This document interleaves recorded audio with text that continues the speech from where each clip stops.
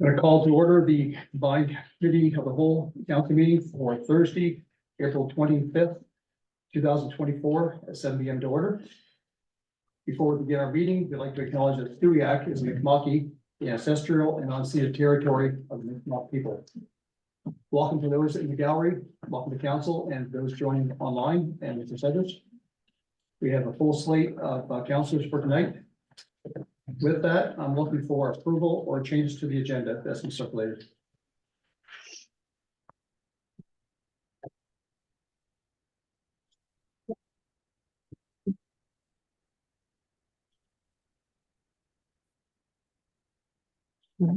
Please. I would move that we approve the agenda for the council session, combined council session for Thursday, April the 25th at 7 p.m. Moved by Councilor Fruin. I'm looking for a seconder, please. Second. Second, Deputy Mayor Chapman. Discussion on the motion. Question. Question has been called. All in favor? Okay. Opposed? So moved. Looking for a disclosure of interest on agenda items. Hearing none, we'll move into agenda number 5. It's approval of minutes. There's 2 in front of you. First is for March 14th, 2024. Committee of the whole. Let's see your packages. Councilor Lecter. I just have a question and it's regarding our recorded votes. It may not affect this set of minutes, but it will affect the next set of minutes. In our bylaws, in number 18, subsection 2, it does say shall record the outcome of each vote. So if we could just kind of follow that, that would be lovely. That's noted. Thank you, Councilor Lecter. With that, you have a motion to accept. I'll move the acceptance of the committee of the whole minutes for March the 14th. Let's move by Councilor Osborne. A seconder, please. Second by Councilor Roger Lane. Discussion on the motion. Question. Question has been called. All in favor? Opposed? So moved. Second motion, March 28th, 2024, in your package.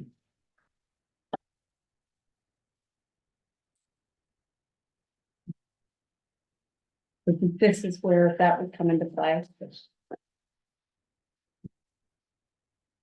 Is it section 18? 18-2. 18-2.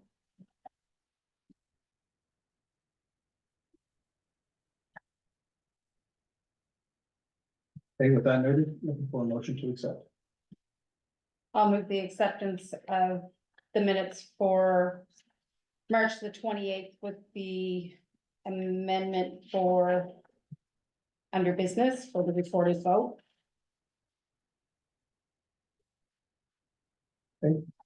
Noted. Seconder, please. Second. Second to Councilor Lutz. Discussion on the motion. Question. Question has been called. All in favor? Okay. Opposed? Thank you. We have no announcements. So we're going to move right into presentations and we're joined. Need 1 second to set up the presentation, set up, getting up here, otherwise the start of the meeting. We'll take a pause. And if I can sneak in, right here, excuse me, I don't want to get too personal here.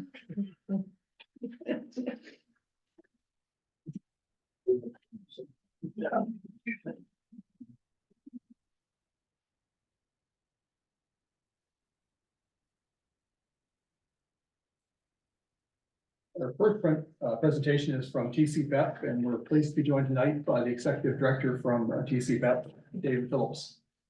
Good evening, Mr. Phillips. Good evening, Your Worship, councilors and staff. It's nice to be with you again. As always, can you all hear me okay? We can do just one moment, Mr. Phillips. We're just bringing up here on the screen. Just bear with me for a minute, please.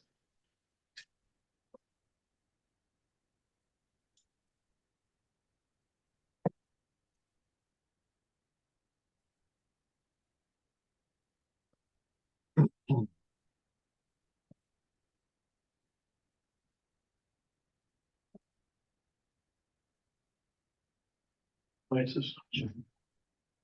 Go backward. Oh, I know, okay, leave the browse.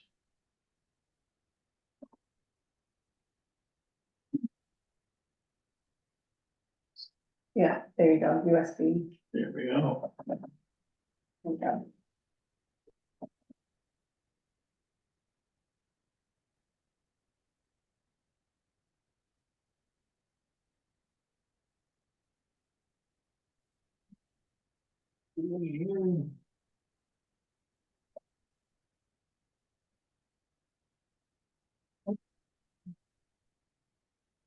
Presentation's on the screen and now, couldn't quite get it to share, so now, let's see. Oh, I can share from my screen if you like.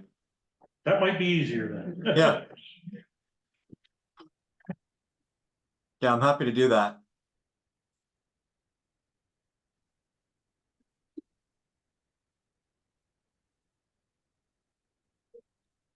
Right on the thing.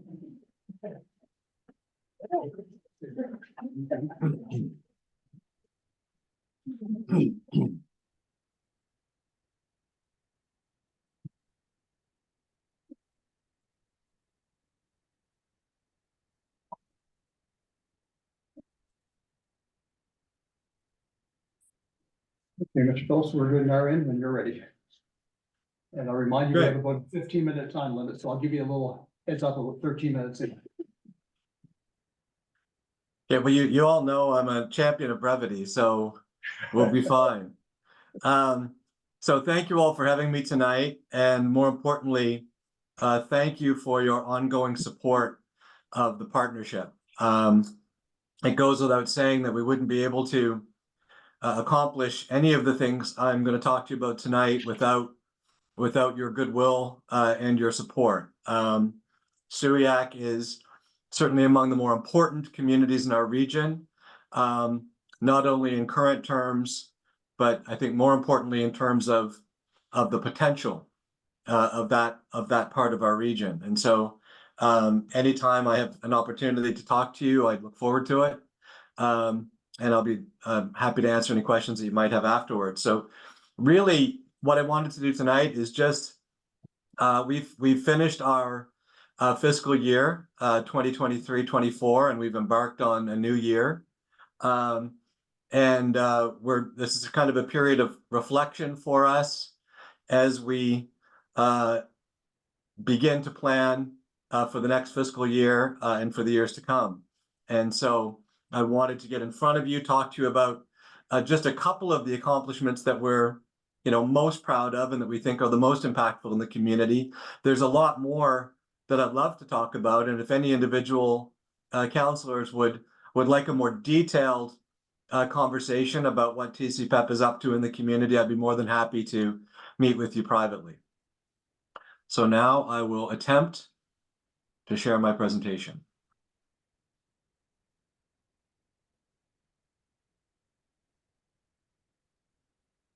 Can you all see that? Yes. I'm trying to move that. No, there we go. Okay, so just to give you a bit of a refresh on the mandate, I know that most all of you are quite familiar with it, but we are the Truro-Colchester Partnership for Economic Prosperity, and so our mandate is to grow the economy of the Truro and Colchester region. That's, as you can imagine, a daunting vision, and it could go 1,000 different ways. So we've gone a level deeper in terms of specific activities. So the first is business growth and attraction. Now, until this past year, this would have been business growth support with a focus on supporting local businesses and startups in their growth. So in the last year, we've added attraction, business attraction to the region. And I'll talk about that in more detail a bit later. Workforce development. If we want a successful business ecosystem in the community, we have to have the labor force to support those businesses. And this, as you all know, is one of the most important challenges and barriers to success currently facing our region. And so this has been a very large priority of ours in the last couple of years. And what used to be called people attraction is now called strategic population growth. And it's a a subtle, I guess, but important distinction. Previously, in the last number of years, what this bubble encompassed was generic advertising promoting the region. We had billboards in Dundas Square, we had advertisements in tourism magazines and all over the internet. And then we realized we're in the middle of a housing crisis. Last year, the Truro community had a 0.7% vacancy rate. Now it's 1.5. I think it's much better in Stewiacke because of the incredible housing growth that's happening there. But we were challenged in Colchester County as well. And so it didn't really seem responsible to be just opening our doors and saying, everybody come and live here. We decided to take a more intentional approach to population growth, specifically targeting the people that we need here first. And the people we need here first are people to build homes for the rest. So strategic population growth is really about certainly continuing to recruit doctors to the community. I'll talk about that in a couple of minutes.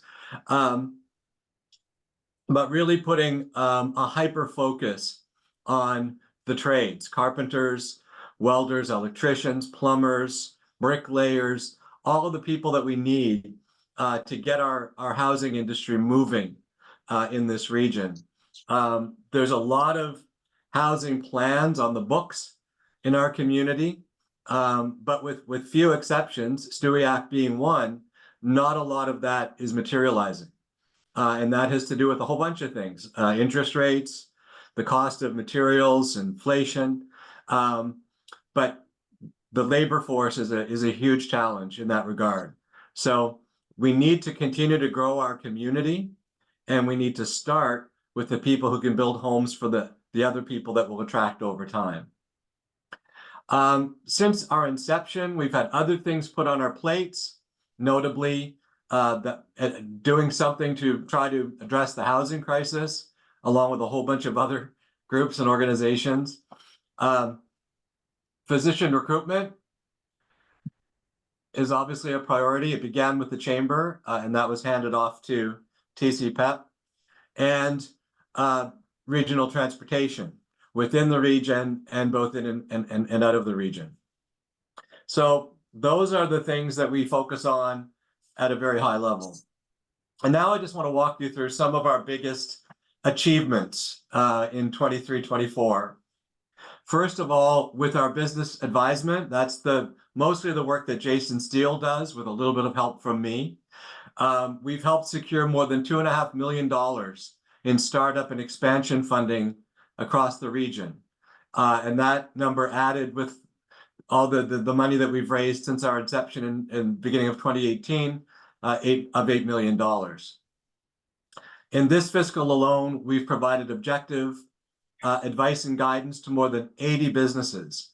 And I just wanted to give you a bit of a snapshot in terms of the types of the specific types of things that we help businesses with. Now with startups, obviously we help them prepare a business plan.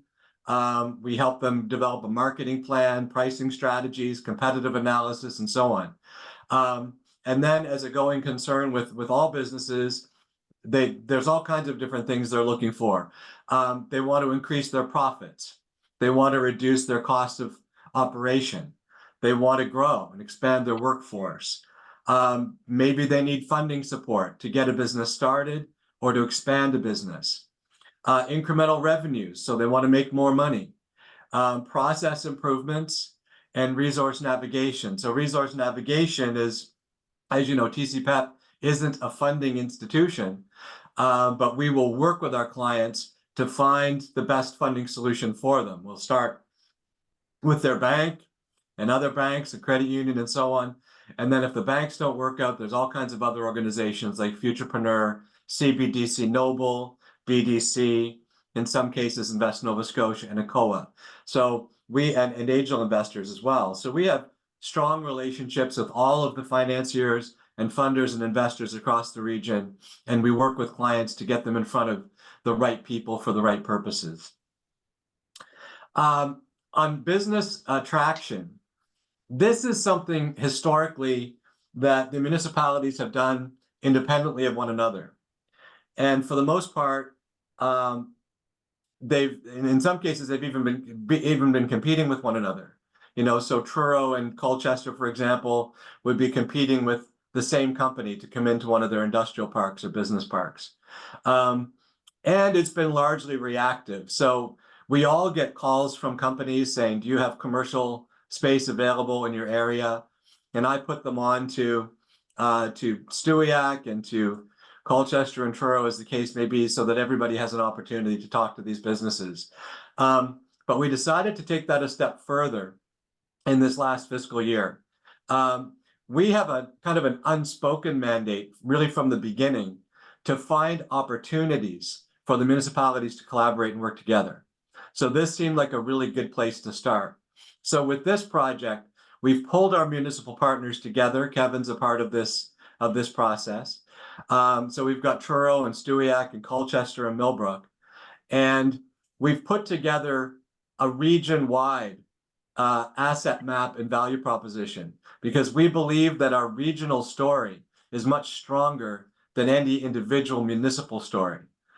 We can talk about Debert and the commercial airstrip there. We can talk about the fact that we're on the convergence of the two most important trade routes in Eastern Canada. We can talk about the commercial tax incentive in Stewiacke and your proximity to the international airport, the fact that we're 40 minutes from the Port of Halifax, the post-secondary educational institutions in Truro, and Truro being the financial center of the community. When you pull all of those assets together, we have a very compelling story to tell to businesses all over the world.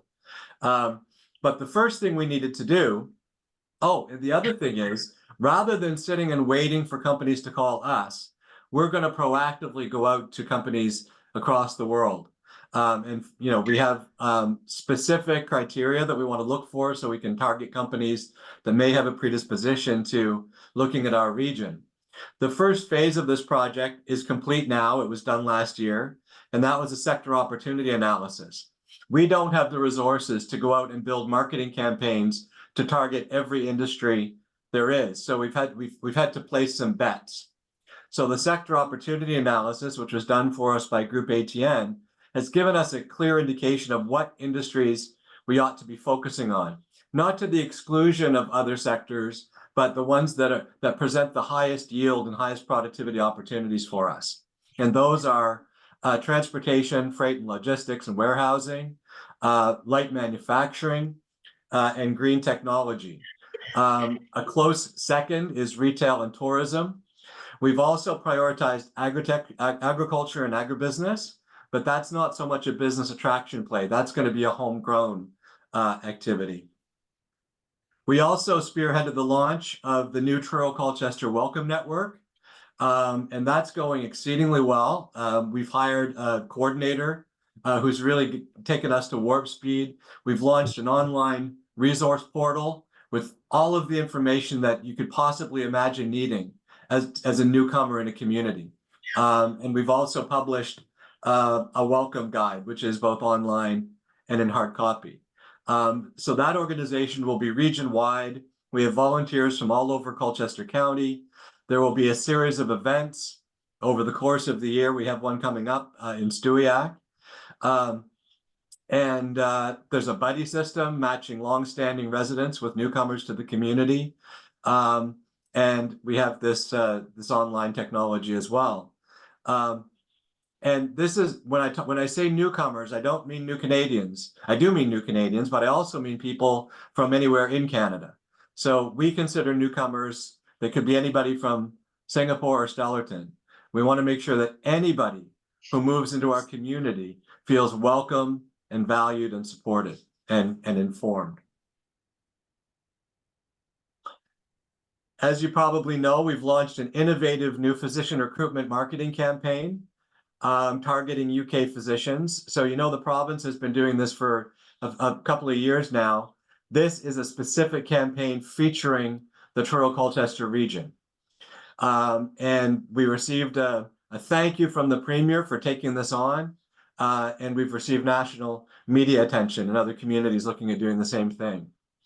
We're currently in phase 2 of that campaign, and that'll be finishing up soon.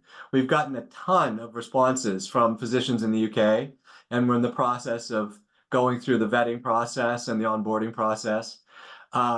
We've recruited 4 new doctors to the community, and I should tell you that in order to retire our patient wait list, we need 4 new doctors. In addition to this 4 that we've recruited last year, we still need 4 new doctors.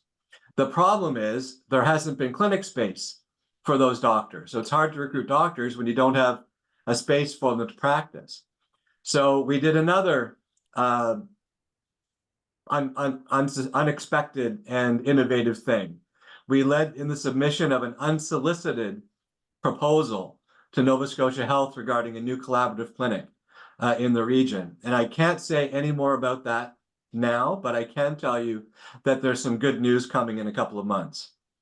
If we're successful in this recruitment campaign and we're successful in getting this clinic built, we'll be in a position to retire our patient wait list, which right now is over 6,000 people in our region.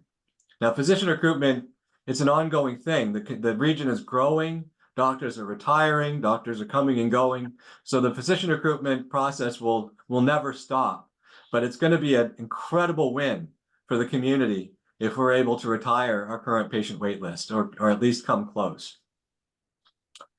We aggressively promote the region as a smart, affordable, and profitable place in which to invest, relocate, or expand a business.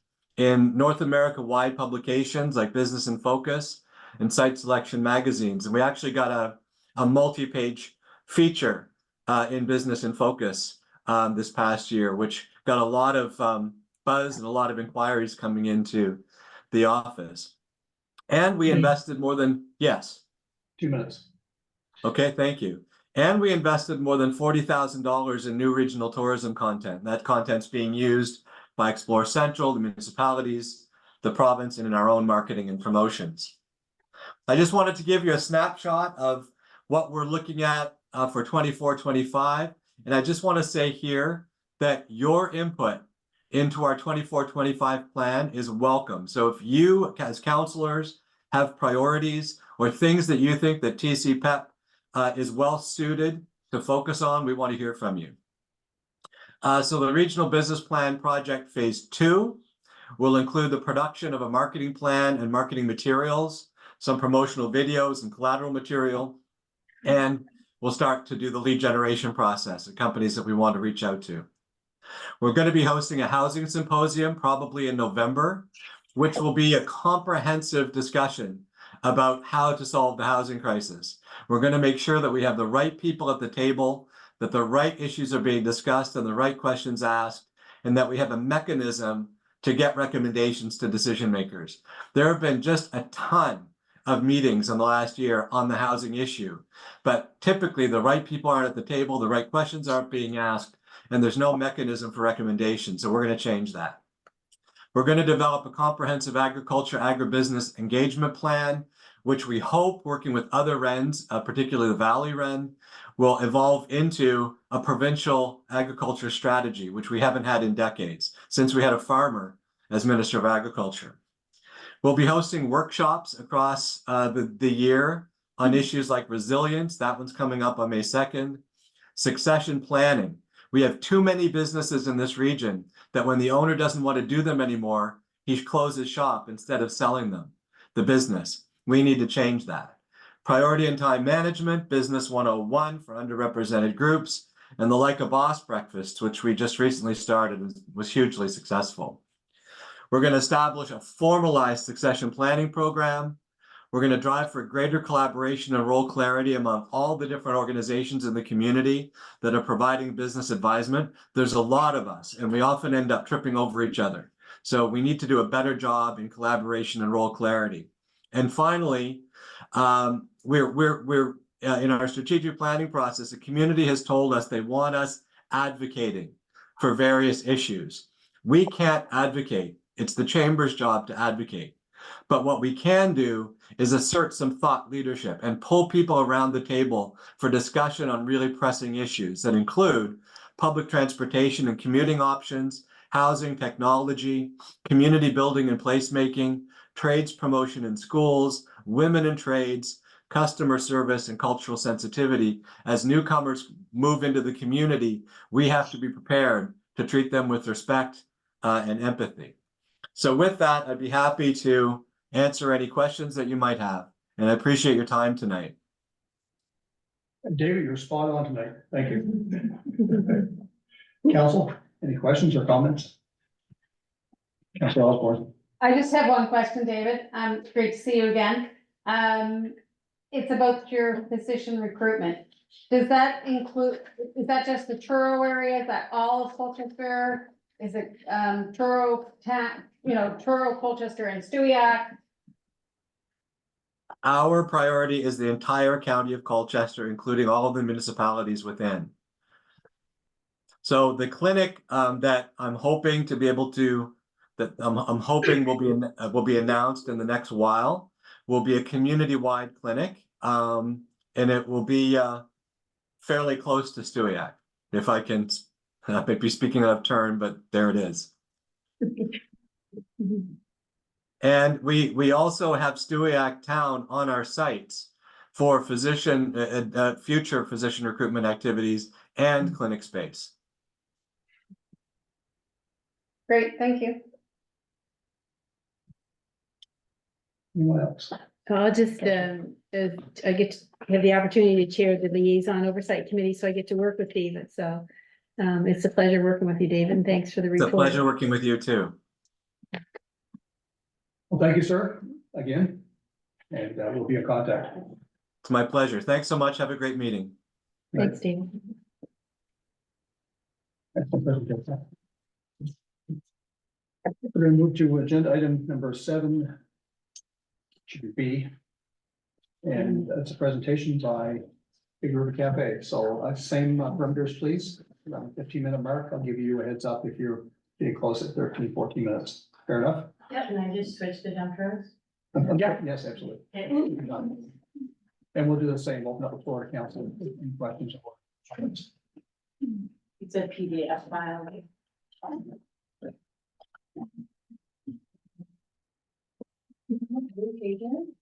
If you want to stand somewhere else, you feel free to move around. It might be easier to see the screen if you up this way. I move over here.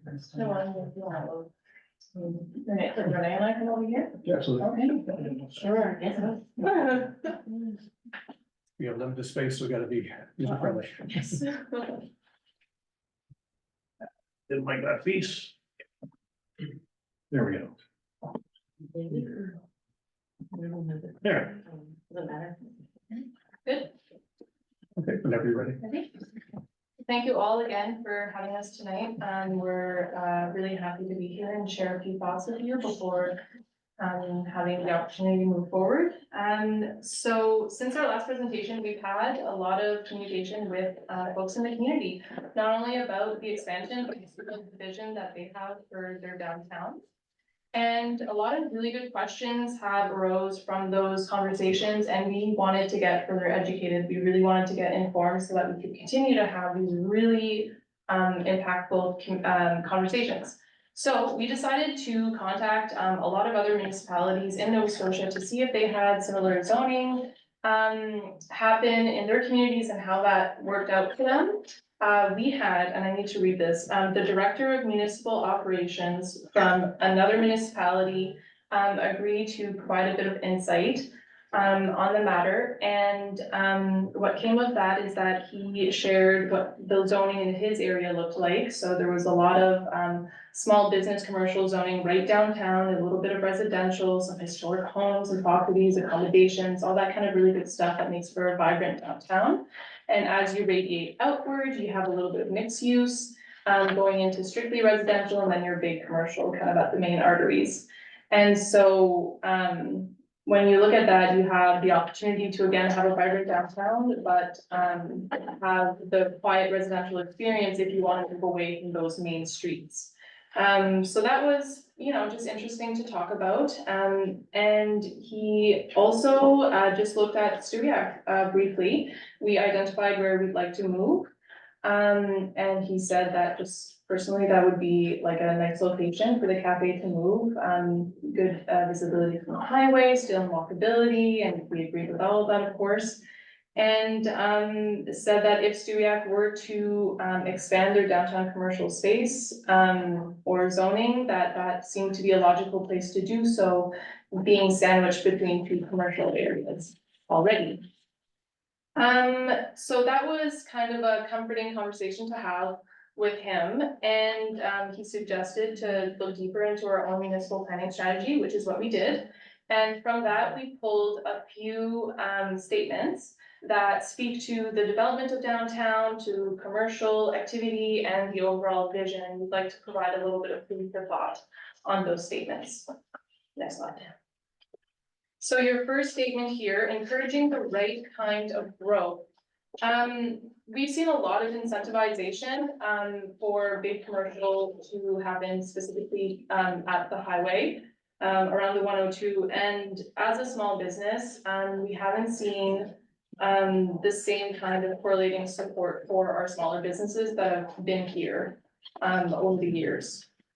Referring to the second statement, developing a town image and identity. If we look back at our last presentation, when we talked about the study that Engage Nova Scotia did in Stewiacke in 2019, the outcome was that folks did not have a sense of belonging in Stewiacke. They didn't feel connected to the town.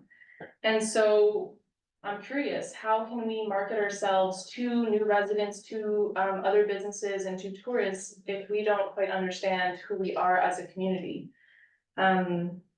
And another question in relation to this statement is, are we developing a downtown core where a growing and diversifying community feels that they can come down and connect and grow that sense of belonging?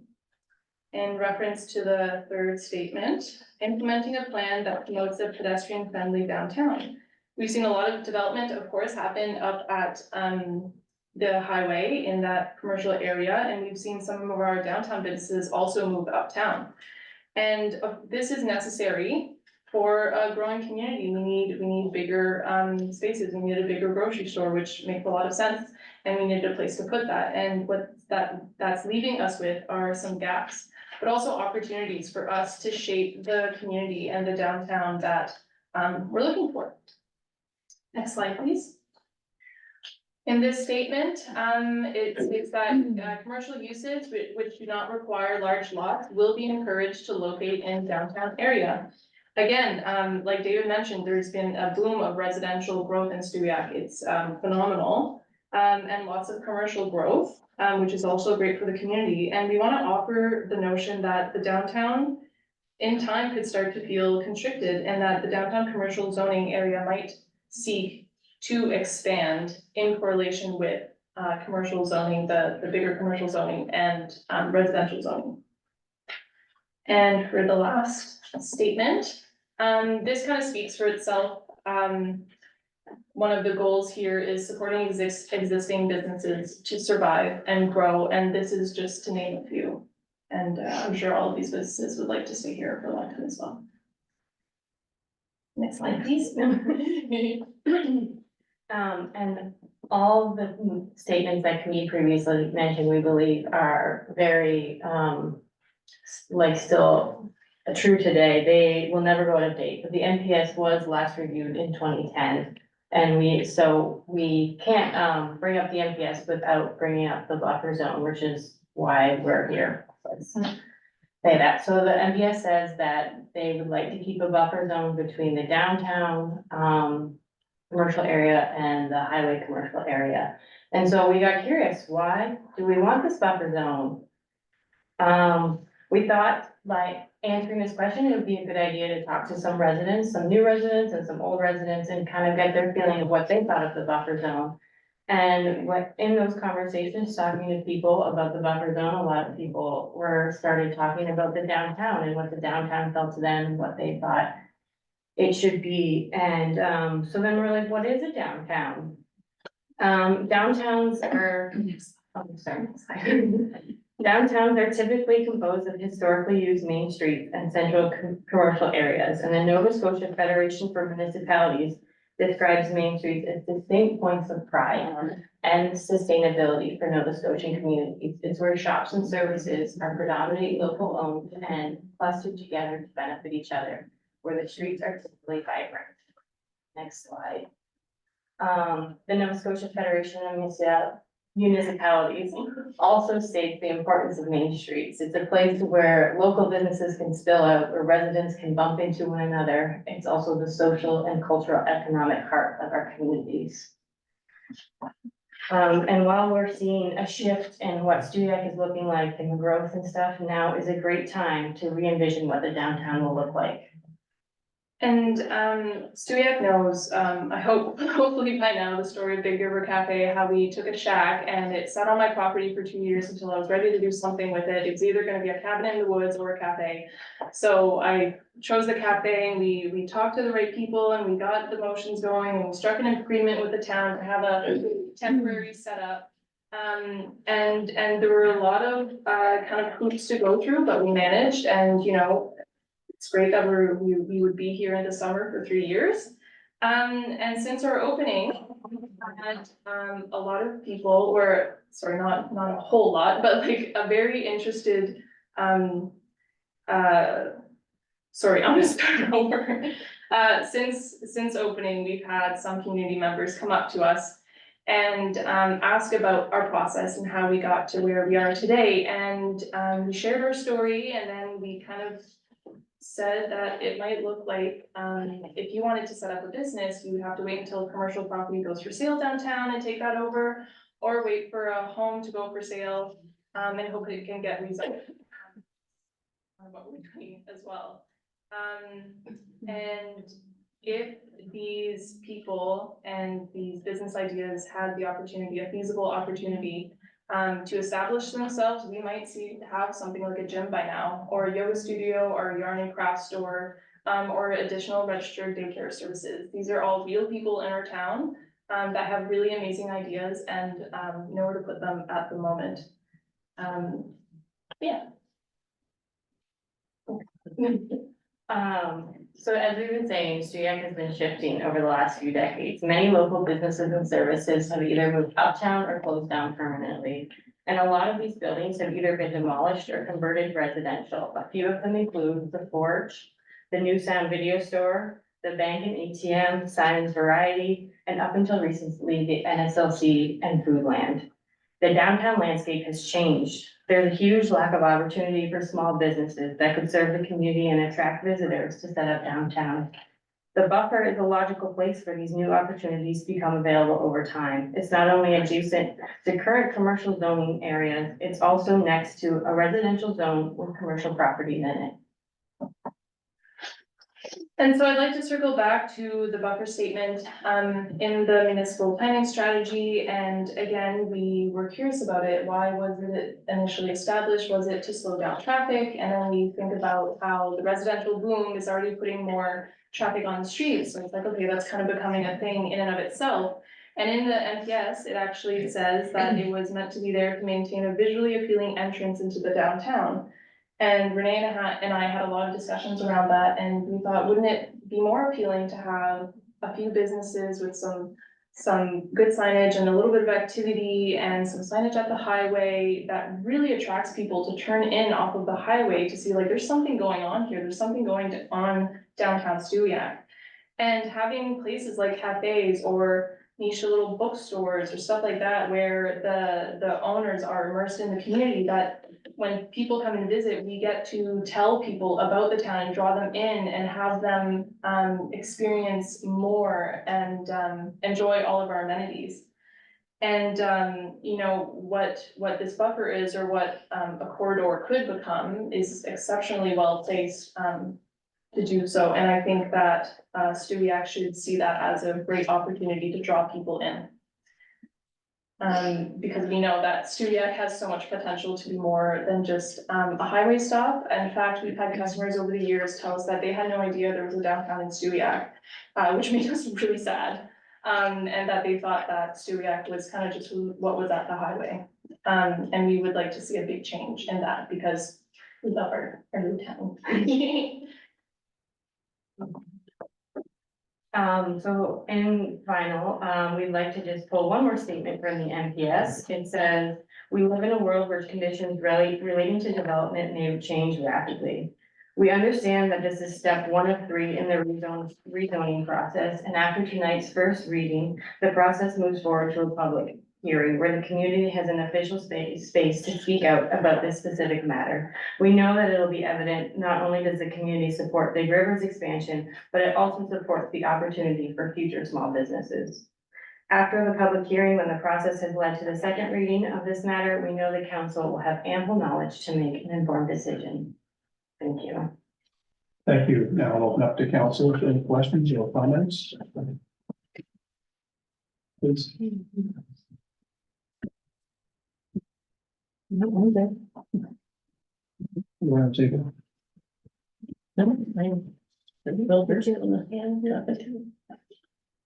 Ladies, thank you for the presentation. Move forward. Again. Moving on to agenda number 8, written petitions and correspondence. In your package, there is a letter from Rising Tides regarding rental space. I don't know if you can copy that, please. Is there anything we have to do with this, like? Well, is we it a- just, staff is looking for direction whether you want us to proceed on negotiating lease with Rising Tide at the community center or not.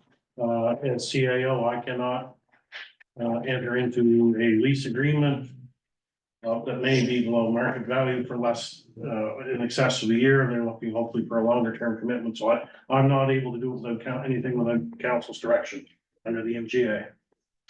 So is this something you wish staff to pursue further? I had asked in response to this if they would give a suggested rental amount. I did not receive a response, so.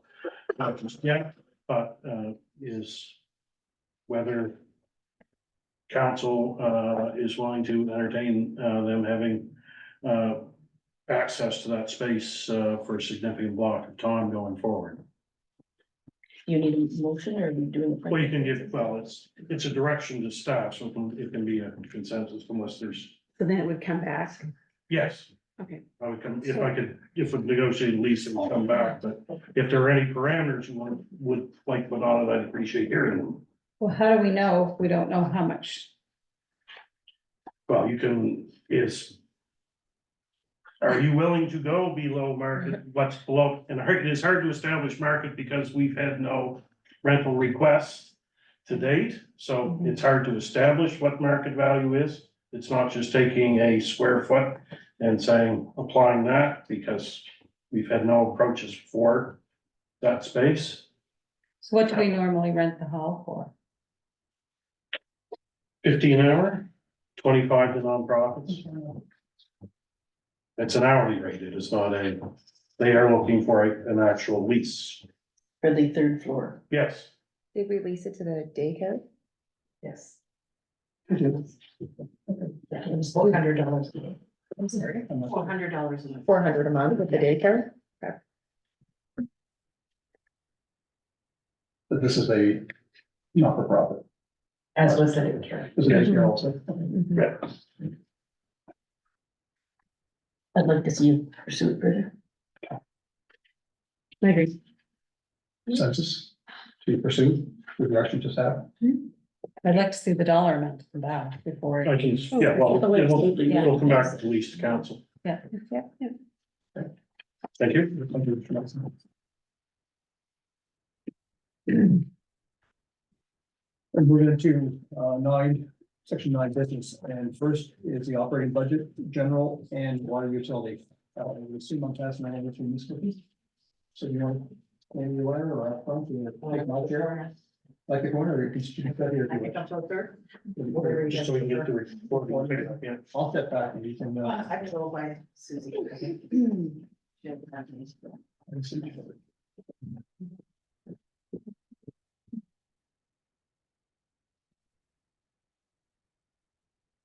Great, good evening. So the water operating budget was already passed at the committee of the whole. So at this point, there are no changes since that was passed. Are there any questions before we pass the water utility operating. When did we do that? You were there, we passed it, we, 3 or 4 people, we weren't willing to do the general operating because we Right. only had 4 people in attendance. But we passed it at the committee of the whole to be packaged with the general operating for both to council. Oh, for both to be done at the same time. Yes, So if we don't do the general operating tonight, are we deferring the water? that's your call. Okay. Council's call. The floor is open. So I think we need to know whether we're gonna do the general operating, if we're gonna do it both at the same time, if that was the motion from the committee of the whole. Well, there's 2 different motions There's two. and 2 different budgets. No, but you just said the committee of the whole recommendation that's was what- to do both. That's what you guys thought at that point. I don't know that Wasn't the motion, it wasn't- no. Which is, you wanted to have them both in front of you before you approved one, but you weren't necessarily approving one, but the other, you want them both in front of you.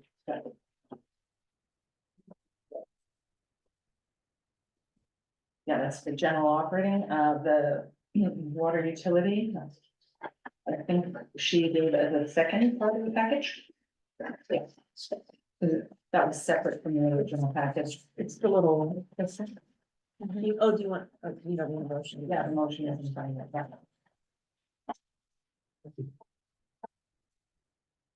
And there's no changes to it. No, We just need to change that balance, because we can't have a deficit, is that right? that's not right. That's No, not you correct can't. for water. Oh, you can with water? Yes. Okay, perfect. And we have no control over the rates as we haven't taken it to a water study yet. So the rates are set.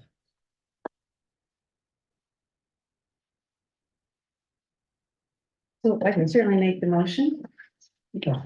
I would move that council approves the 2024-2025 water operating budget expenses totaling $704,215 as presented. Moved by Councillor Croman, seconded please. I'll second it. Second by Councillor Lutz, discussion on the motion. Question. Question. Second by McCall, all in favor? Right. Opposed? So moved. Okay, so that leads us to general operating. Fund. Okay, so since the last meeting, there was a request to increase the budgeted amount for deed transfer tax, so we bumped that up to $30,000. So that's total. For deed transfer tax, and that is number 19 on your sheet, so that was bumped from 75, it's up to 105 now. You can see the numbers on the left when I 19. reference them, 19, yeah. Just seeing under in there. Yeah. We transferred that right from 75 to 100. There was also, we just found out from the province, there were 2 announcements that affect directly the budget since the last time you saw that. And that was that, they have removed, the regional housing. So there is a loss that we had in the budget of 66,000 that is now removed. We are no longer responsible for that. In addition, there are correction fees, provincial correction service. Those were also pulled out of our budget, and those were 17,350. And those are lines 20 and 21, just underneath the deed transfer tax. So you'll see what was there historically, and then we have removed that from the budget. Did you say it was 66? The regional housing loss was budgeted at 66. We've pulled that out. And 17,350 for correctional service. So the 66 is like 5? Is that right? Yep.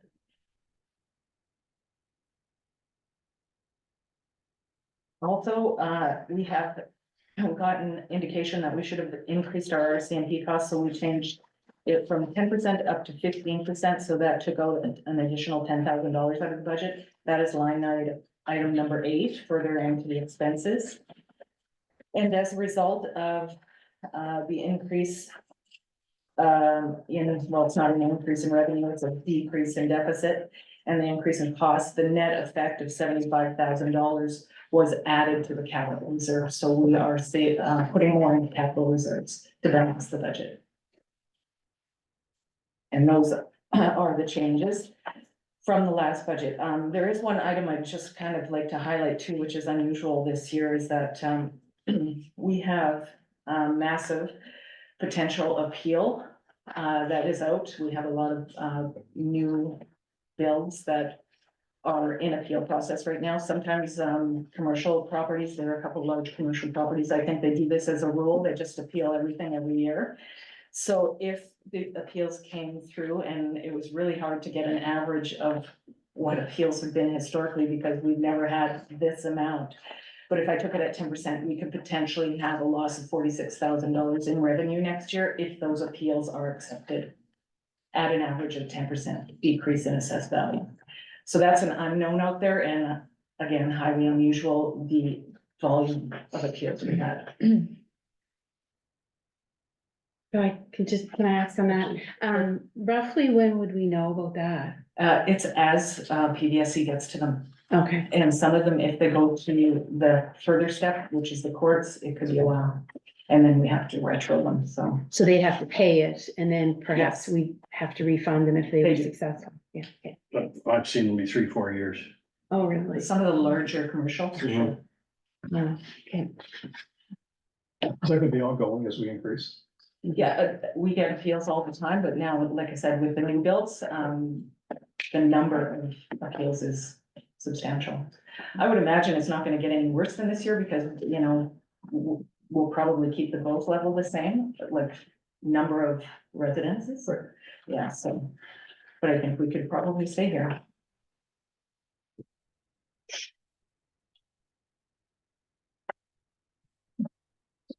Council? I have a number of questions, as I always do. So we've kind of got a windfall of 83,555, if I add those two amounts together. I know I've asked numerous times about a comparison on a rate adjustment. I know we looked at it, it wasn't very much as far as 1 cent goes. Yeah. I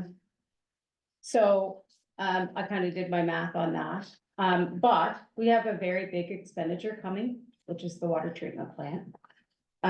So I'm wondering, and the mayor may be able to answer this question. I know we were looking at the municipality of East Hants and how they allocate funds to go into for infrastructure.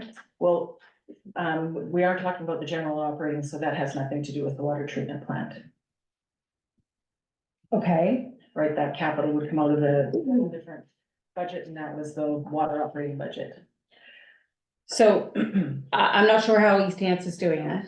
Well, East Hants, they are doing infrastructure charges that they put into a big pot that they can put towards a water utility. But we don't have the infrastructure charges in place at this point. So that would be an additional revenue line on here that we don't have. It would be either a bylaw policy that likely we couldn't get done in the time frame that we need for the budget here. So, but that also is not operating. That would go into capital. It goes to the Well, requirement is to go, yeah. you would show it as revenue and then you show an equal and offsetting transfer to your capital reserves.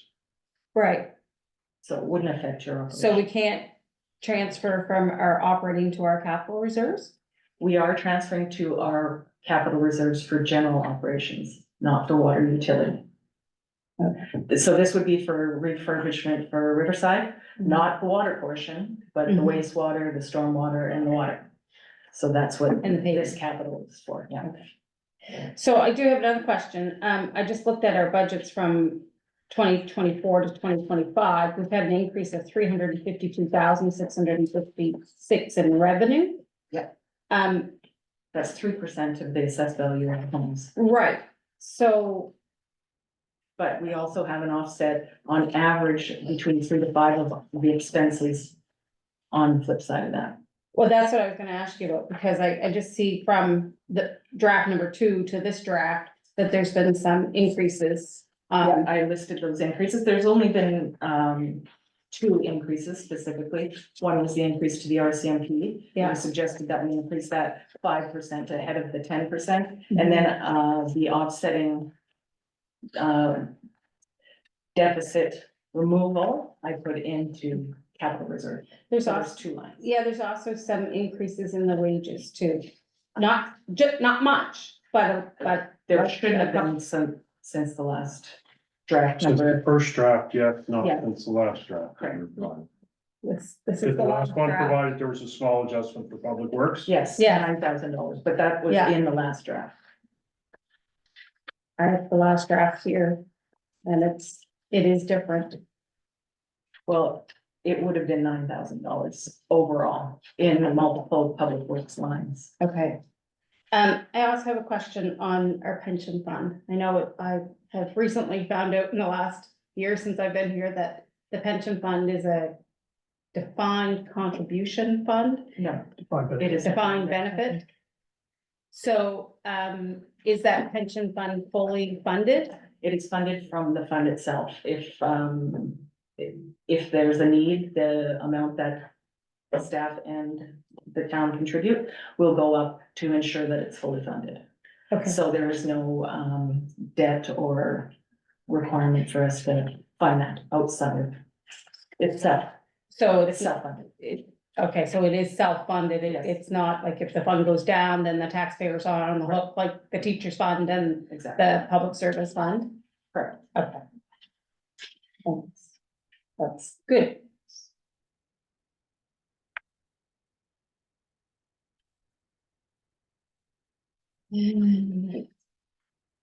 I know, like, we've got a lot going into reserves. We also have trails here 3 times. Is there a reason for that? There's, some of it is regular maintenance, some of it's John Crawford, some of it is the trail off the Ball Diamond. Okay. And it's just what we code there differently is whether it's, annual maintenance or if it's kind of a project like the, boardwalk at John Crawford. We could probably tighten it up a little bit and get the descriptions a little bit better, but we're working on that with Rick to, better clarify. And right off the top of your head, do you know how much we give TC Cap? Where I would think find it's that? eight. I I couldn't think it's find it. I was thinking 9, but 84 something, it was doubled from last year. And where would I find that? That's in development, environmental development services. I think it's probably combined with in tourism, In the rec and culture one, or? development, environmental development services in Oh, tourism, okay. yeah, halfway down, So, I believe. so is that in the, that's not in the 25,000, that's In the in 10. rec committee, right? The rec committee's 10, halfway, almost halfway down is tourism, not VIC, just tourism. Oh, okay. And yes, and we've increased that. Okay. And then downtown decorating is 8, right? Yep. Okay. Just a question about how much we're putting into our reserve account, because it's pretty big, like what we're, and which is a good thing. I'm not saying it's not a good thing, it's a good thing, but how do we account for that? Like, I know you have reported to us what's in our reserve accounts, but how do we report to it? Like, how do we know what's coming in and out? What you saw that at the capital budget time is there's a balance of reserves, then when you budget or approve whatever capital items, you tell you where we're gonna get that funding from. Whether it's half of a grant or all the grant or out of the capital reserve or the operating reserve. So you've got that in your capital budget, you've got where each one is coming from. And what the tenant balance will be at the end of the year. And you've got that for 3 to 5 years at the bottom. So it may seem like a lot, but as we know, with Riverside next year and the year after, our reserves are getting into the red. And so that's not good. We are going to be eating a lot of them with Riverside. And then with the wastewater treatment plant. Yeah, and that's what I'm, So that's why it's Yeah. our suggestion that the additional unforeseen deficit reduction instead of it, but it's not revenue that we did receive from the province with that late exchange goes into our capital reserve. So we're putting that into the capital reserve, not the Yeah. operating, just that 83,000 or It's whatever. being added to what we had already budgeted in there. Okay, So the net is 210. okay.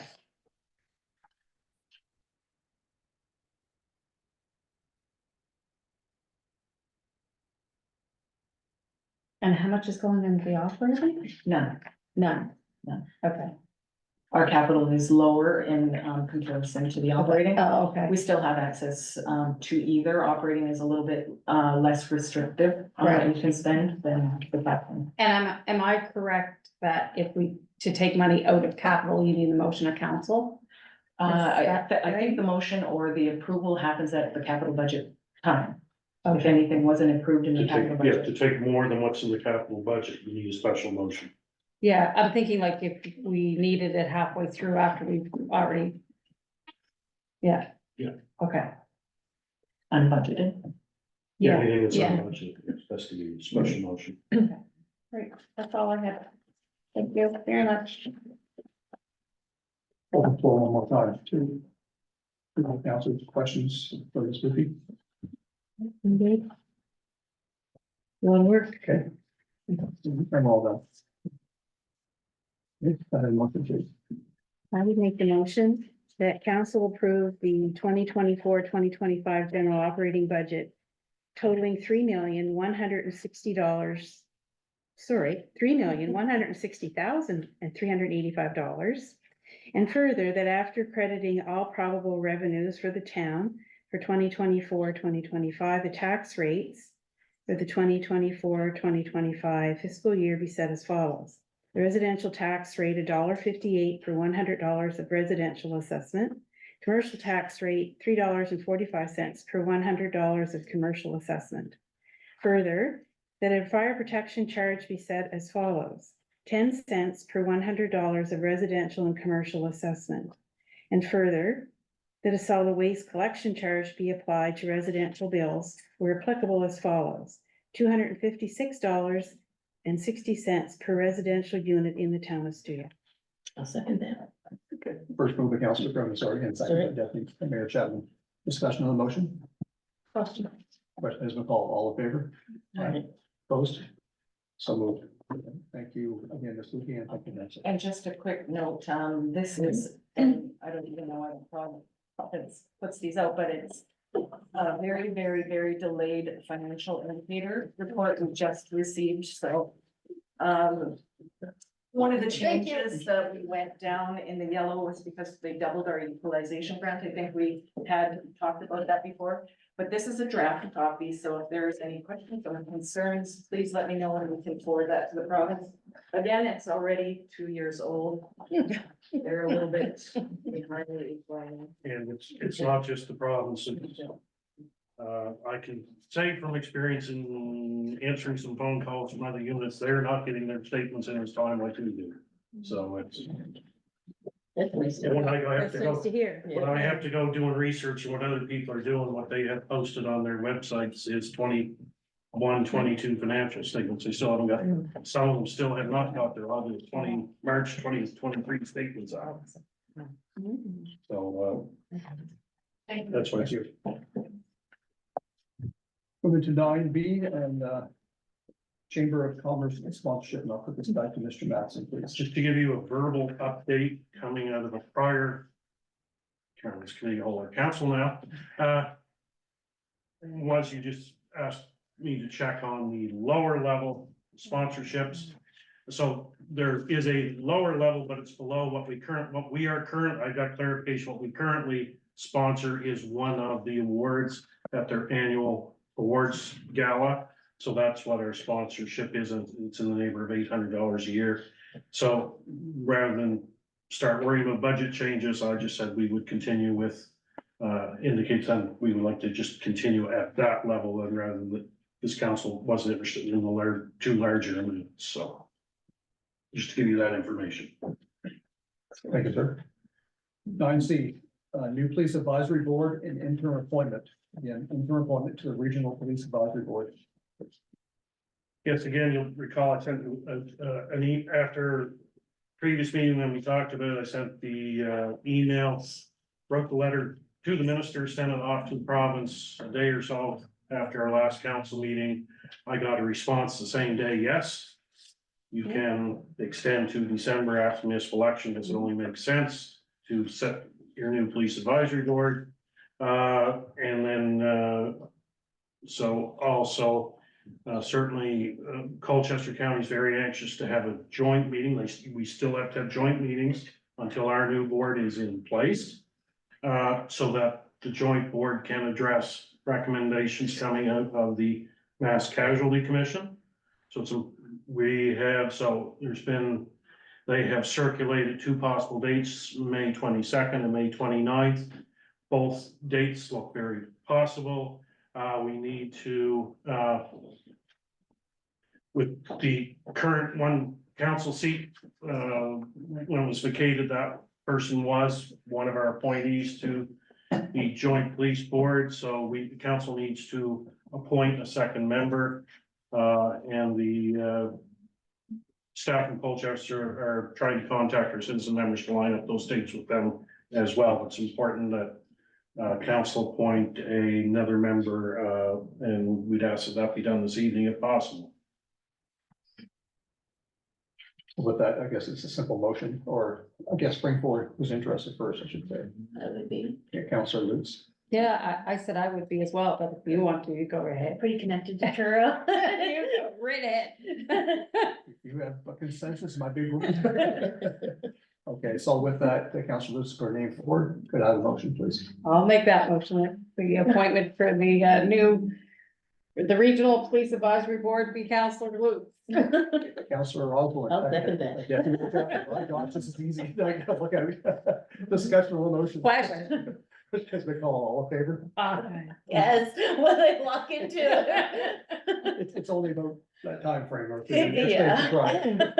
Thank you, Councillor. Thank you, Councillor. Okay, we're down to, this is item number 9D, and that's the second reading, the planning amendments. I think, Mr. I think I passed the, sheets around the suggested motion. And it is we had a public hearing on it. No comments were received at the public hearing, no written comments submitted before the hearing.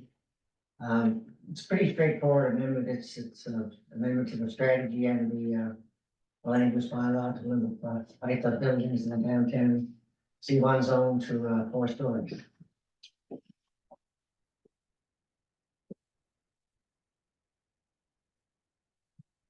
Floor. Just That's a great. couple quick questions. So this has been recommended from the PAC committee? It is. Okay. The last Well, one. it says it's received first reading, you just had a public Yeah. hearing. We did. Good. I'm right up to speed, aren't I? Secondly, C1 is just downtown? Yeah, that's that area, yeah. Okay, Yeah, that C2 is at the highway. That's Okay. C2. okay, thank you. Any other questions? Okay. So with that, can I have a motion? I so move the council accept the recommendation of the planning advisory committee and give first reading to the, No. oops, I'm in the wrong one. Okay, No. where am I? Here. Yeah. Okay, Deputy Mayor, Paul Mayor. where am I? Where's the motion? I so move the council approve the amendments to the municipal planning strategy and land use bylaw to restrict the height, is the height one, Mhm. okay? In the downtown commercial C1 zone to 4 stories.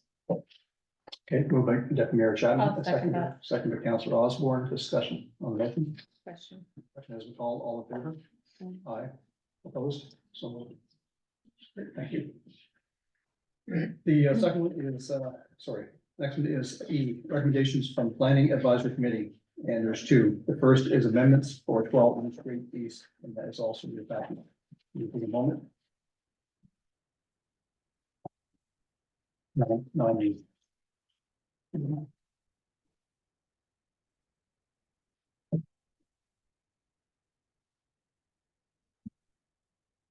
I can take a bit of time to review that, please. Yeah, maybe be able You will, yeah, it's the, if there was something like that. as was presented, presentation, that area that we're talking about is between the two commercial zones, the highway commercial and by the highway and urban commercial, which was zoned, was and still is zoned residential. And again, they, which is quite correct, this kind of seemed to be the planning strategy went into effect in 2010.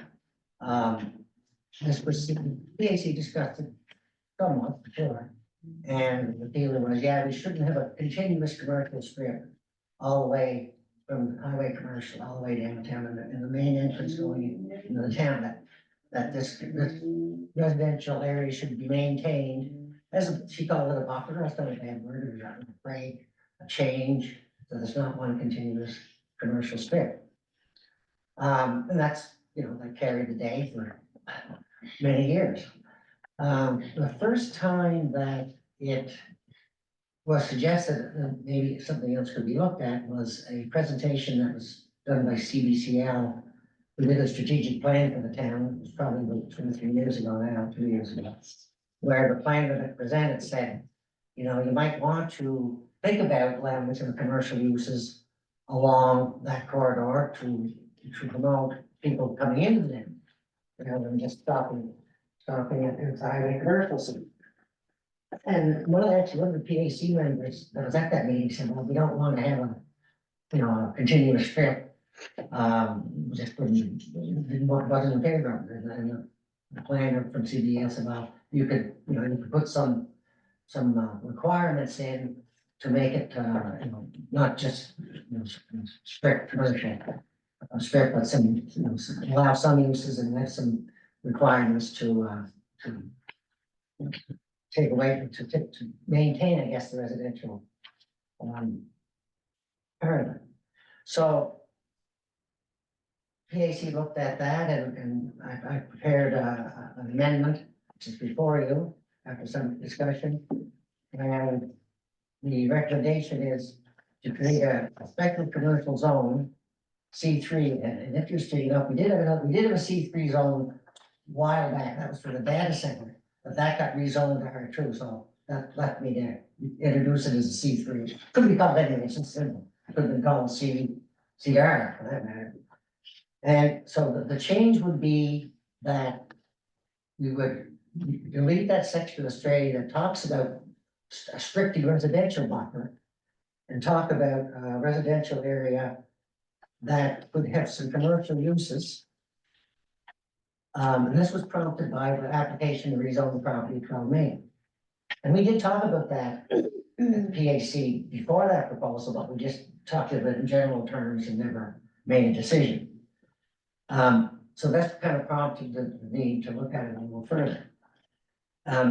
So the policy is so that Main Street will not have the appearance of one on a commercial strip. Commercial areas will just be unvetted village, have a residential look. There's no change made to the existing home control Main Street, so it will retain its residential appearance. New construction is proposed for other, say, suppose the house was torn down and put in the village, it would have to have a residential look. The type of commercial users also be controlled. This does generate a lot of traffic such as cafes, hair salons, small offices. Physical therapy clinics will be the kind of commercial uses permitted. There will also be other requirements to help maintain the residential character of the area, such as parking lots in the rear, and also some greening. So that's the policy for the zone. And the policy calls for this site to be rezoned to this new C3 zone, but that other residences in the area in future have the same opportunity. They want to come forward and apply for this C3 zone. If they meet the requirements, the same sort of thing, and that those places can C3 zone too. That's the policy for it. The land use bylaw, and just, permitted uses in there, and I talked with the cafes, hair salons, business or professional offices, toilet, sales, physical therapy, and also the uses in the R2 zone will also be permitted, so that, 3 years, the cafe goes somewhere else, that will still, that residence will still be permitted use in that zone. And the same with any other one that wants to get rezoned. And the minimum lot specifications are pretty much the same as the R2 zone. But the conditions are, must maintain a residential appearance, drive-throughs not permitted, a buffer or screening from the parking area and garbage receptacles.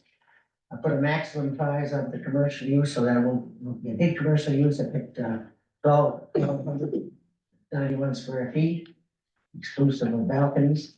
The signage will be controlled, certain kinds of signage. Another item that came up, the last minute of the PNC meeting was concerned dumpsters.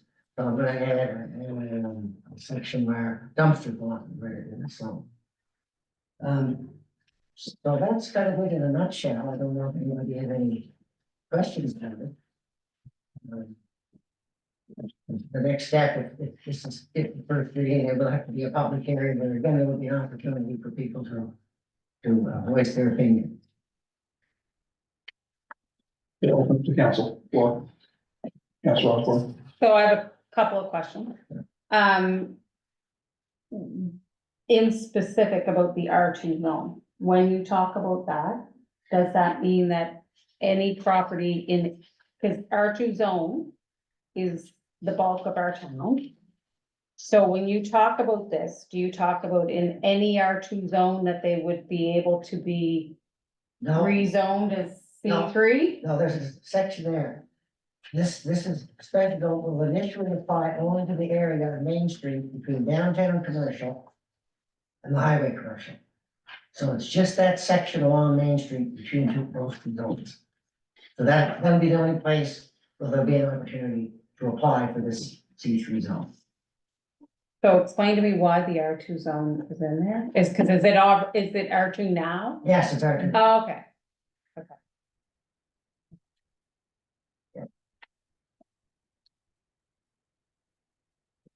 Alright. Makes more sense.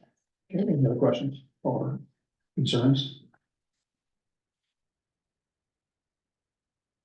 Just about the comments that came from the public hearing and the emails that we have received, both for and against, should those be considered now or considered at the public meeting, or where do those get considered, I guess, for procedure wise? Well, everyone will have the opportunity. Right. It will be once we select a date, it will be posted on our website, Facebook, on our signboard in front, date, time, and location of the public hearing. We expect this may be bigger turnout, so we're gonna probably look at a larger venue. Right. And so everyone then has ample opportunity to make presentation there or to submit written, or they can send us send our email through to that at that point. So the ones that we've received to date, We still have in the file, so they would go to the public hearing, like to Not back to us? not necessarily to the public hearing unless people, we know we have it, You would you've present seen that them back? all. It's just, Okay. you're not gonna go through and present all the old ones, because now, that was before they had specific language Right, in front of them. right. So that was just talking me in. Now we are in a very specific phase where you are looking for input from the public on the specific amendments to the municipal planning strategy and the land use bylaw. Before, it was a generic proposal, so it should, Okay. so it holds much less weight than what you're going to get from feedback now, because now everyone knows what the actual proposals are and the language associated with. Okay, perfect. Anyone else? Okay, I'll make the motion. I so move that council accepts the recommendation of the Planning Advisory Committee and give first reading to the proposed municipal planning strategy and land use bylaw amendments to rezone the property located at 12 Main Street to a special commercial C3 zone as per amendments below. Staff are hereby directed to set the date of the public hearing for these amendments. Want me to read the other part too? Yeah, you might as well, sure. Okay. Yeah. I so move that council accept the accept the recommendation of the Planning Advisory Committee and give first reading to the proposed municipal planning strategy and land use bylaw amendments to provide for future rezoning to the C3 zone as amendments below. Staff are hereby directed to set the date of the public hearing for these amendments. Moved and read by Councillor Osborne, second by Deputy Mayor Chapman. Discussion on motion. Question? Question has been called. All in favor? Okay. Opposed? So moved. Thank you, Council. 9E2, and that's amendments to Perry Lake Development. That's actually your three package. Mr. Paul? Yeah. Actually, we have a little better than a hot off the press. It's in your package, but it's just a little bigger and. Thank you.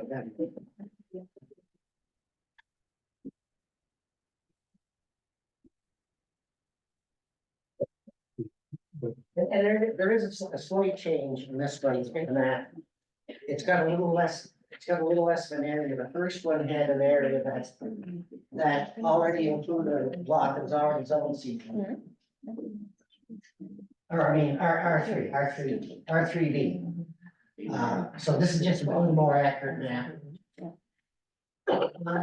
So the background on this one is, I think you're all probably pretty familiar with Perry Lake.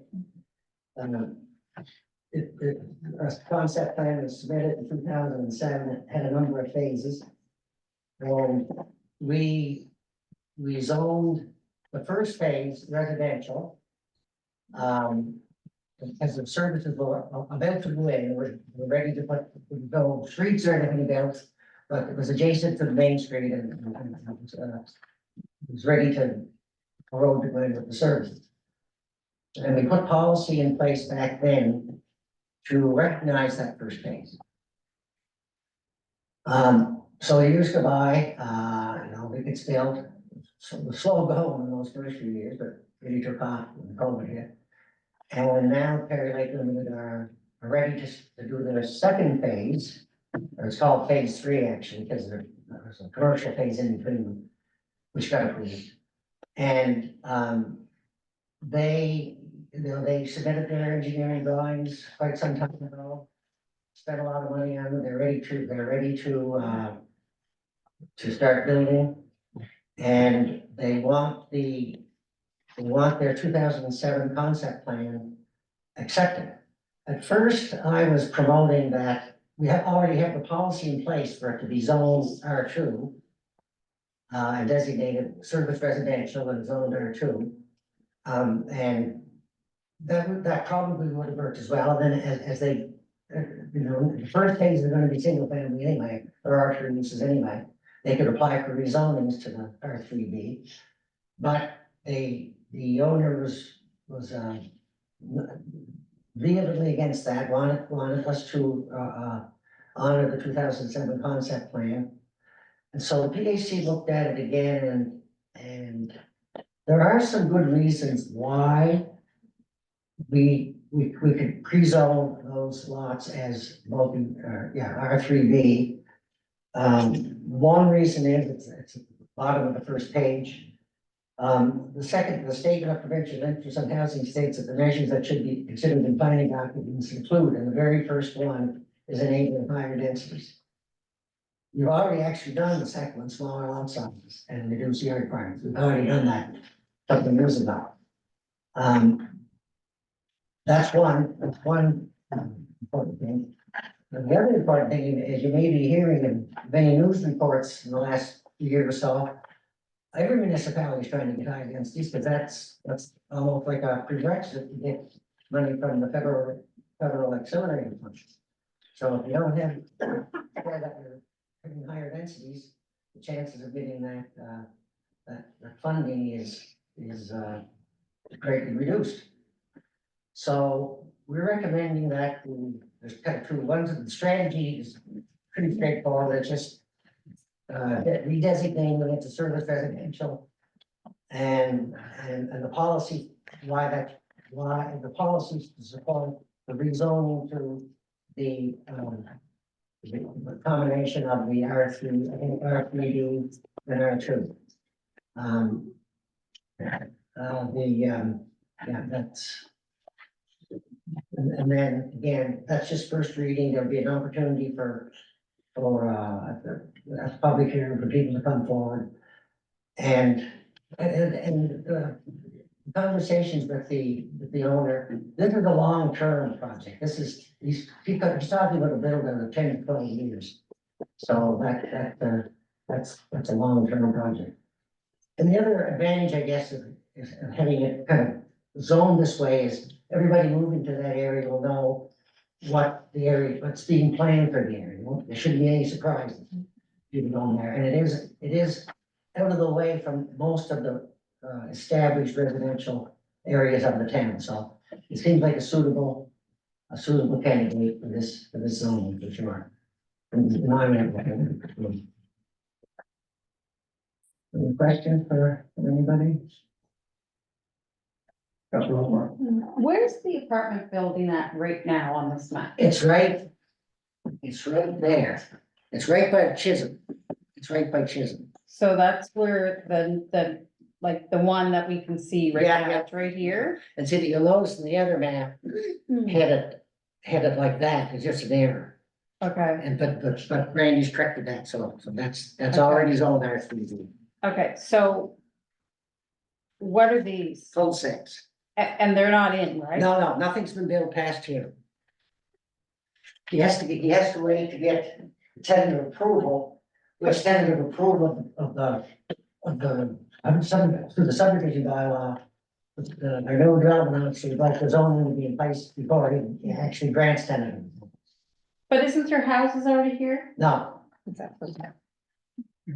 Where's, like, Yeah, I don't think the orange has been built yet. It hasn't.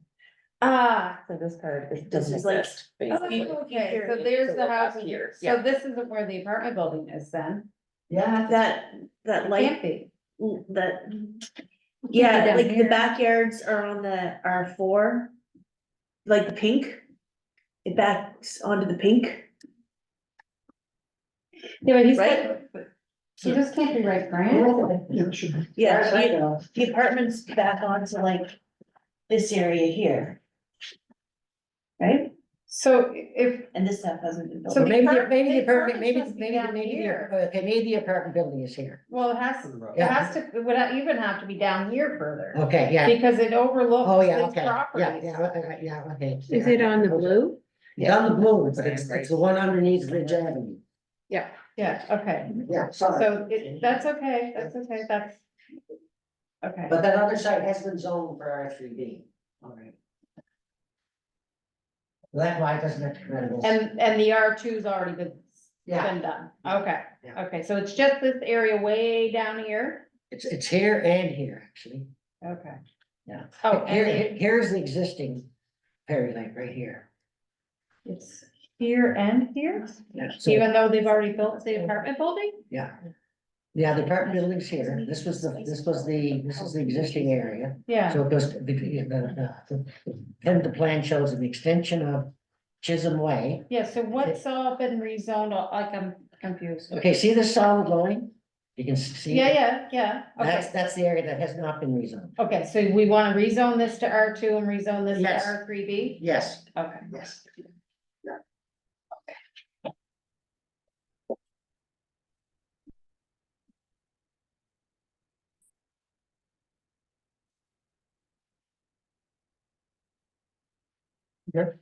Water and sewer. In regards to, It's development.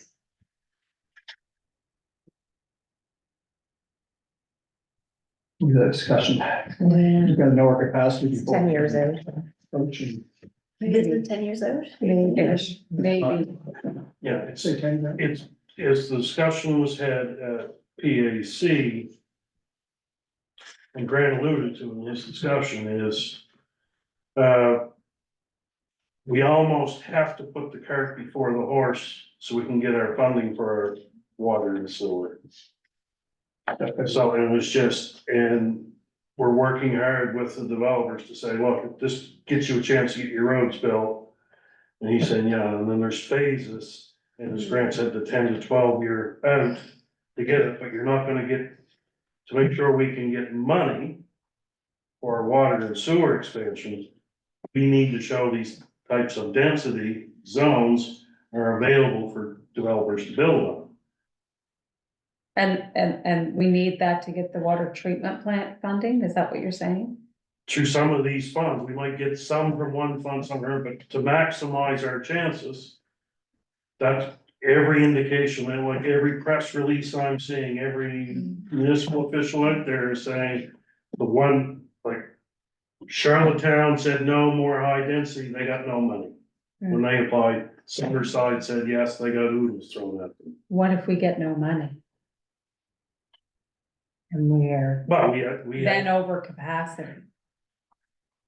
well, you need the money, but you need the new plant regardless. Your plant's 30, that 25-year-old, that 25-year useful life, was up a couple of years ago, and we're still 2-3 years from building it.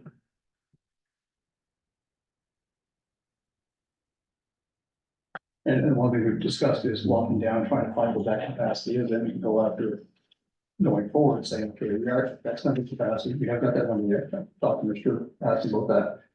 Try to lock that down, and then say, okay, we need CIP, we need, what do you call it, to get federal acceleration funding. There's a lot of moving parts to it, that means this. And it's, you know, if you remember, it's one of the one of the pre-budget infrastructure announcements, how upset the Ontario premier was. Because he was told, we don't care if you're zoned R2, we're gonna force you to allow more plexus on R1 going forward. And I'm all for it, except for my question on water and sewer. Well, but I think Right. they realize that if there's no, if it's not there, they'll have to wait. So again, they're not, no one's gonna rent. This is not final approval, this doesn't approve the lots. This is just tentative approval. This gives them the next step phase, is that correct, Grant? Put it in the- Yeah, but usually happens then, if they build the roads in, 2 years, they put that in and ask for maybe 10 lots in that first cul-de-sac. Sell those, and then a few more years go by.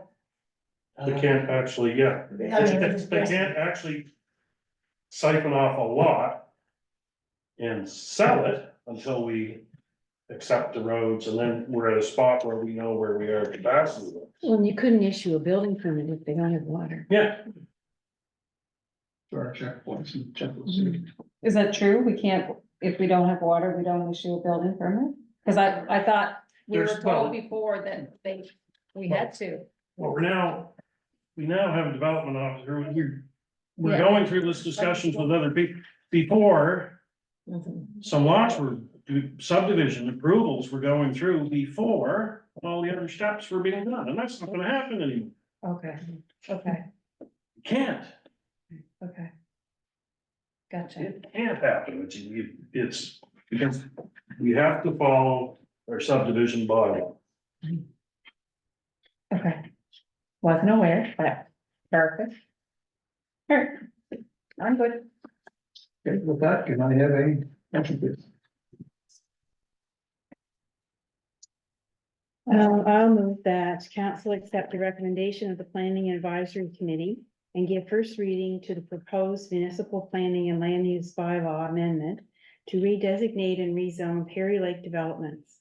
Phase 3, as per the amendments below. Staff are hereby directed to set the date of the public hearing for those amendments. Let's move by Councilor Furman, second, please. Second by Deputy Mayor Chapman. Discussion on the motion. Question? Question has been called. All in favor? Opposed? So moved. Thank you, council. Back to Mr. Madison, number 9F, parking on George Street. I believe this came about from some emails from concerned citizens So I will just give you an update. You do not have a parking bylaw in the town of Stewiacke. So we don't have a bylaw to enforce for parking. I could only, so, and I went also and looked at the provincial act. And what is covered under the provincial act, so on a provincial road, there are certain guidelines, and if we follow those guidelines. There are 9 spots out front diagonally, 6 of those. Wouldn't be allowed as parking spots on a provincial road. Provincial, you know, TIR would never allow it to happen on a provincial road. Should be left with 3. We don't have a bylaw to enforce, we could improve signage if you wish, or some, as mentioned, well, you know, put a planter out in front of the, you know, the door in front of your no parking is more so deliveries can be made. So, you know, I know that the RCMP after that, I did notice they were proactive for a day or so, we're going in the Legion and making people come out and move. A couple of usuals I see every Thursday afternoon had to come out and move their half tons, not me for one, but, yeah. I have since made our cleaner not use the no parking spot in front, on Wednesday nights. So, I mean, right now, I don't have anything to enforce. Or a bylaw officer to enforce it, so. With the RCMP, it's good the RCMP put a, you know, sometime, but they, you know, with everything else going on in the world, they have bigger fish to fry than parking, I know from. The town that I'm close to, it's like, yeah, there's snake mice running, they just refuse to touch it anymore, well. Hire your own, told the town to hire their own bylaw first, if you want to report parking. What about other streets in town? There's no parking bylaw. So you can park on the side of the road and. There's nothing to And prevent you truck. from, there's nothing, you can't block a street, but if the vehicles can get around, there is nothing right now that would. I think there is something someplace about snow in Oh, the, we can, in the winter, but I think that's it. yeah, and ours, I even looked that up months Yeah. ago, it's. It's dicey at best. We There. we can ask the RCMP to declare Yeah. a parking ban if we don't have a traffic authority on staff. Other towns have a bylaw that just says, boom, that you can announce and set. So are you So suggesting a bylaw? Jeff has done, he can talk, there, and they would do it if need be, and. Yeah, so he has the ability to move stuff out, and if they don't move, the RCMP will go talk to people, say, get your car there, so you snow removal, yeah. Are you hinting that a bylaw should be? Well, it's if, again, in the scheme, Right.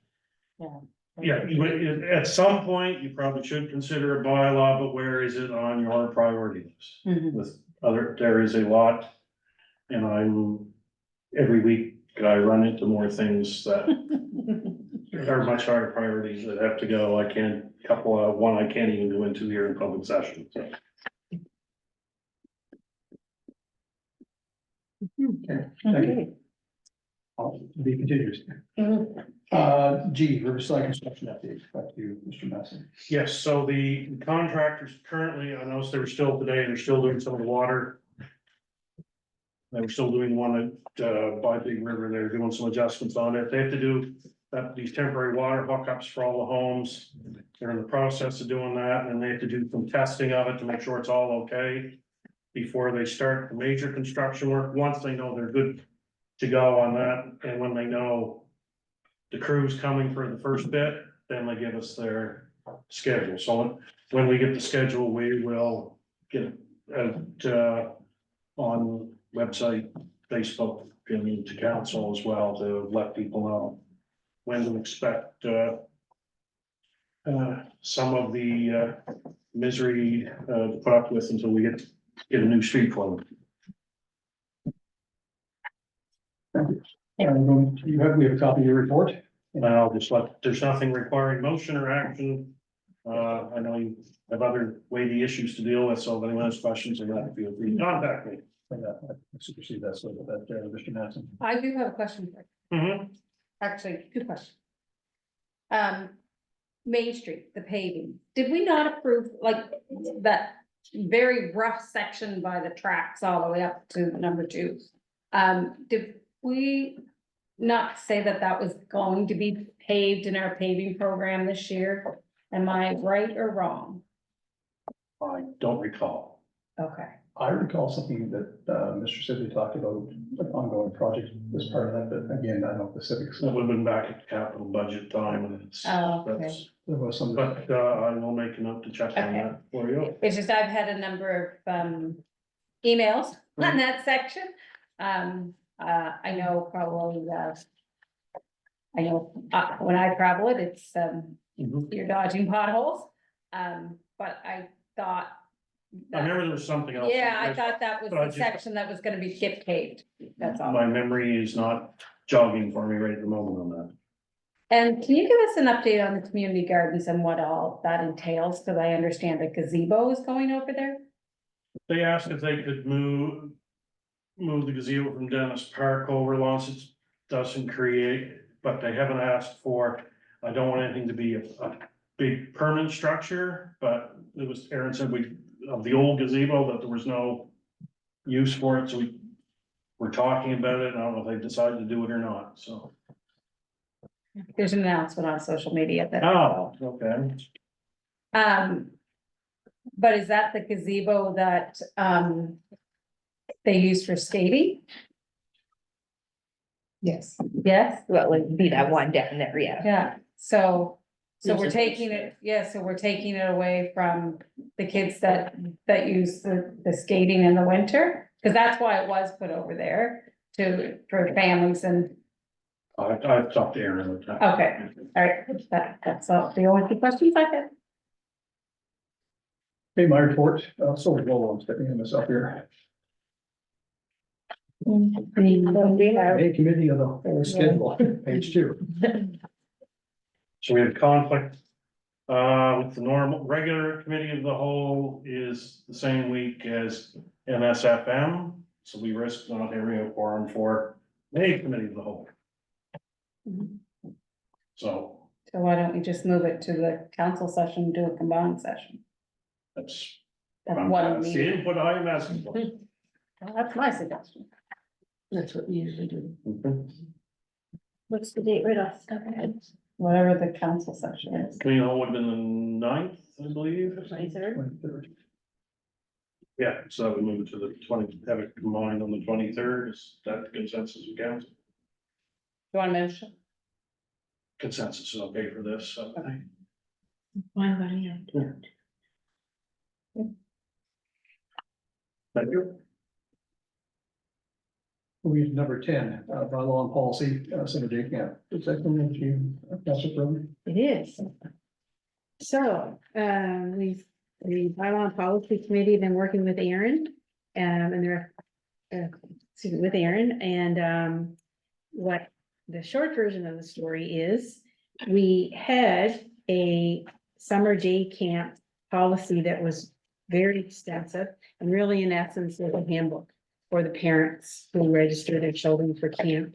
And it needs to be amended probably every year, or if not, sometimes maybe more than that, but so, with Mr. Matheson's suggestion, what we did was, I proposed to you tonight, that we created a summer day camp policy that is just kind of a bit of an overview, a more high level policy for summer day camps. And the handbook is been reviewed by the committee, and we concur with it. But it would be what a parent will get when they register their child. So it's, I think, a lot more efficient way to handle the registration. There was one key change in the policy portion, and that is that staff would open up registration 1 week early for residents of Stuyak, and then open it completely to non-residents. The fee is the same for everybody, so that, inclusion is not disaffected. but that we would have a small perk for those residents who live in town. Any questions or concerns before I ask for the motion? Hearing that, I'm asking for that motion, please. So I would move that council approves the bylaw and policy, or the STUAC summer day camp policy as presented. The council Brennan, a second, please. Second, Councilor Hutch Lane, discussion on the vote. Question. Question has been called, all in favor? Opposed? Move to, citizens. Move to citizen comment, please. No. If any citizens have comments, they can put something in the webinar chat, please.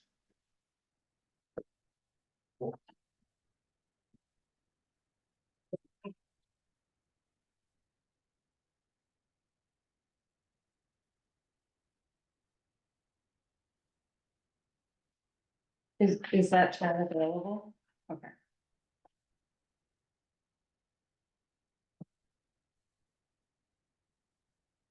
We'll check the Q and A just in case.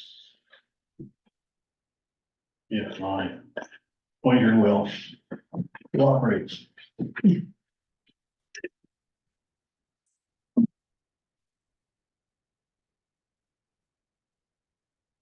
Yeah, so it is just there's no open questions and there's nothing in the chat at the moment. Okay, my report is brief. The 17th of April, chaired the planning advisory committee meeting, 20th participated in town cleanup. 23rd participated in the CEO interview as part of the hiring committee. And with the committee, weekly meetings, continue with Mr. Matson. Start with Deputy Mayor Todd. Mine also is very brief. Met the CAO in the absence of the mayor. Attended the Northern Region Solid Waste meeting and attended the CAO interviews earlier this week. Oh, good, thanks. I'm good, thank you. Thank you, Council. Okay, we're gonna get ready to go into our in camera. I need to take a break either before I go in camera or after. Probably after. Figures it, so at 8:47, I need a motion to go into camera. I'll make that motion. Yes, made by Councilor Osborne, seconder, please. I'll second. So at 8:48, we're into in camera.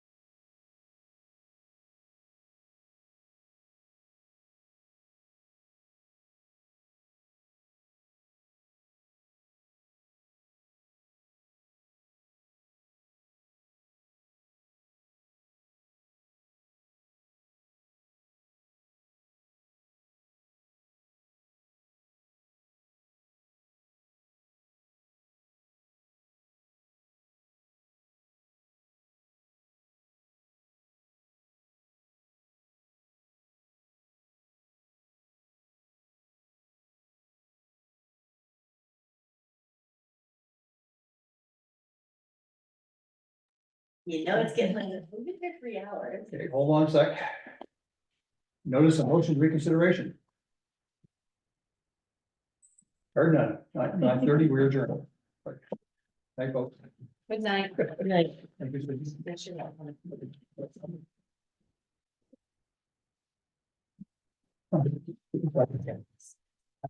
You survived.